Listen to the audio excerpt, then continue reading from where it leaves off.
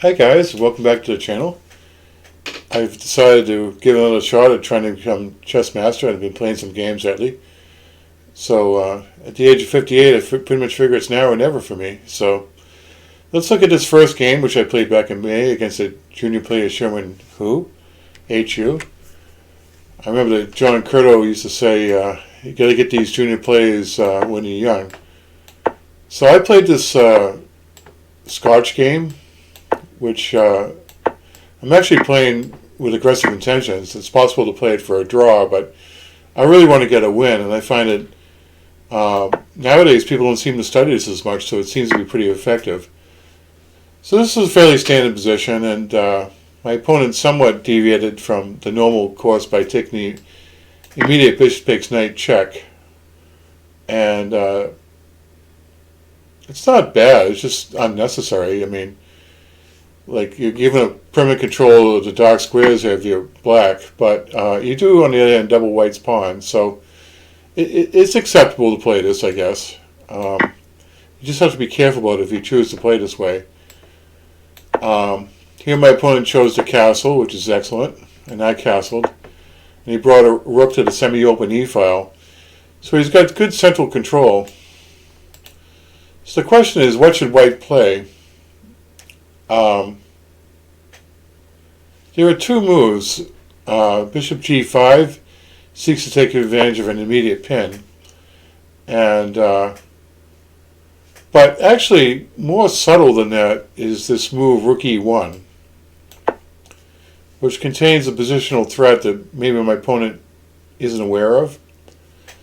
This move is a little bit more subtle, and sometimes the threat is stronger than the execution. Like, we can play bishop g5 later, but the bishop could also find a home on f4. It could go to b2 and c4 with a long diagonal approach. So I prefer to let events unfold before committing to c1 bishop. White has a positional threat here, which black perhaps underestimated. So let's take a look. In view of the black pieces, what should you play here? How do we get there? Flip. There we go. I think that my opponent may have a coach, or he may have read some books or something. And so he conceives of the plan of taking care of his worst placed piece. This bishop here is not doing much. So he conceived of a plan to bring it to a6 and then exchange it for this powerful bishop on d3. And I have to say that that is an unobjectionable positional idea, except that it has a tactical drawback. I think that before you do an adventure like that, you want to, first of all, secure your dark squares, and in particular this e5 square, by playing a move like d6. My opponent goes for this right away, and we see another virtue of rook e1, which is that we can play the move e5. And e5 drives away a key defender of the castle position. We notice that black doesn't really have any pieces around his king to defend it. And here I played the second best move in the position, which does win. And I played the move queen h5. But maybe I forgot something. Lasker says that when you have a good move, wait, don't play it. There might be something even better. So the relentless computer says, well, why don't we embarrass the knight further and drive to an even worse square, and then we can follow up with something like queen h5 later. So you got to hand it to the computer. It has no mercy. But the move I did play, queen h5, is sufficient to win the game. So I think I'll just take the win and be happy with that.